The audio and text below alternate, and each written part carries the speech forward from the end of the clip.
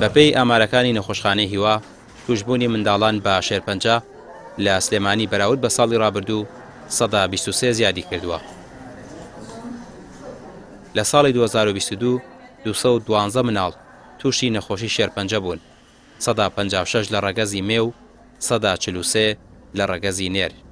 ئێمە لە ساڵی 2022 نزیکەی 212 نەخۆشی مناڵانمان هەبووە لە 173.6 خەڵکی ناوشاری سلێمانی بووە، لە 126 خەڵکی دەرەوەی سلێمانی بووە و لەو ڕێژێش لە 156 بڵین لە ڕەگەزی مێ بووە، لە 143 لە ڕەگەزی نێر بووە. ئەم ڕێژە لە چاو ڕێژەی ساڵانی داهاتوودا زیاتر بۆ لە بەرەوەی ساڵانی پێشووتر. ساڵانی پێشووتر ئێمە نەخۆشەکانمان لە 155 خەڵکی سلێمانی بوو، لە 145 خەڵکی دەرەوەی شار بوو. بەڵام ئەم ساڵ بڵین بۆ ساڵی 2022 ڕێژەکە بەرز بۆتەوە لە 173 ناوشاری سلێمانیە و لە ئەوەی کە ئەمێنێتەوە خەڵکی دەرەوەی سلێمانیە. باوترین جۆری شێرپەنجە لە مناڵانە جۆری شێرپەنجەی خوێنەکە لە 123 بۆ 25 کۆی شێرپەنجەکانە، لە دوایەوە شێرپەنجەی کۆ ئەندامی دەمارەکە لە 120 شێرپەنجەکانە. ڕێژەی توشبوون بە شێرپەنجە لە نێو منداڵاندا لە سلێمانی 173 بووە، دەرەوەی شاریش 126. لە کاتێکدا ساڵی ڕابردوو لە نێو شاری سلێمانی ڕێژەکە تەنها 156 بووە و دەرەوەی شاریش 143.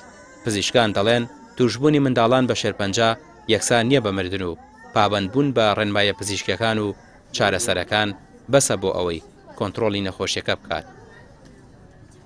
لە سەتانەوەی شێرپەنجەی مناڵان هەتا ئێستا هۆکارەکەی نەدۆزراوە. لەبەر ئەوە ڕێگریکردنیش لە شێرپەنجەی مناڵان کارێکی ئەستەمە، بەڵام هۆشداری بۆ شێرپەنجەی مناڵی ئەوەیە کە زوود دەستنیشان بکرێت. واتە هۆشدارەکە زیاتر هۆشدارێکە بۆ خێزانی ئەو مناڵ، چونکە مناڵ خۆی نازانێت چییە چی نییە. بۆ خێزانی ئەو مناڵە کە زوو هەست بە نیشانەکان بکەن و هەر نیشانێکی مەترسیداریان بینی ڕاستەخۆ ببرێتە لای پزیشکی مناڵان نەوەکو لابەلا عیلاج بکرێت و تەشخیصەکەی دوا بکرێت. هەنێ لە شێرپەنجەکان نەشتەرگەریەکەی لێرە ناکرێت، ئەو ئامێرانە و ئەو پزیشکی کە پێویستە بۆ ئەو نەشتەرگەریە لێرە ناکرێت، ئەوە ئەنەرینە دەرەوەی وڵات.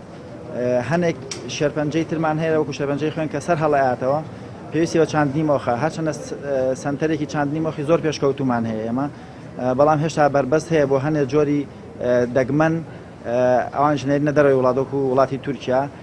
هەنێک جاریش هەندێک خێزان هەیە لەسەر مەسئولیەتی خۆیان لەسەر حسابی خۆیان مناڵەکانیان نەبەنە دەرەوە بە ژمارە لامان نییە.